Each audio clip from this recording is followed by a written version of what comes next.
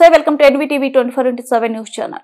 సీతారాంపురం గ్రామంలో వెలిసి ఉన్న గ్రామదేవత శ్రీ ఆంకలమ్మ తల్లి నవరాత్రి ఉత్సవాల సందర్భంగా 8వ రోజు అమ్మవారిని ప్రత్యేకంగా అలంకరించారు.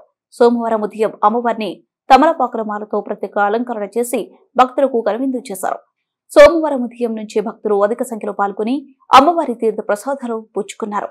అలాగే నిత్య అన్నదాన కార్యక్రమంలో భాగంగా సోమవారం అన్నదాన కార్యక్రమాన్ని మండల టీడీపీ కన్వీనర్ కప్ప ప్రభాకర్ రాజు, ధర్మపత్ని లక్ష్మీదేవి, బాలయ్యపల్లికి చెందిన ఎడమ తిరుపతయ్య, ధర్మపత్ని తిరుపతమ్మ, పాండ్రంగి గ్రామానికి చెందిన సింగాల నాగేశ్వరరావు, ధర్మపత్ని శ్రీదేవి ఈ అన్నదాన కార్యక్రమాన్ని నిర్వహించారు.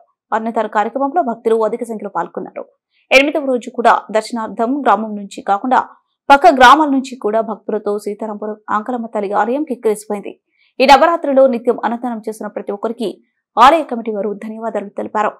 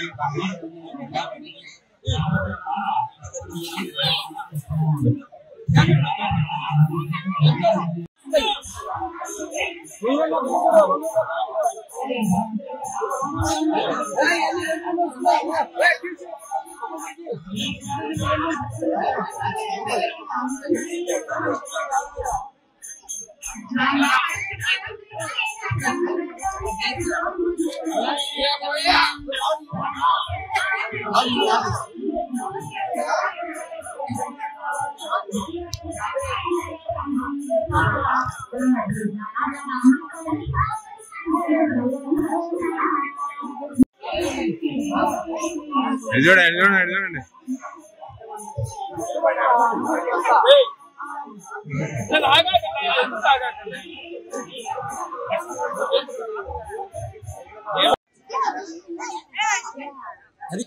ఈ రోజు అంకాలమ్మ దేవస్థానం దగ్గర సీతారాంపురం మండలంలో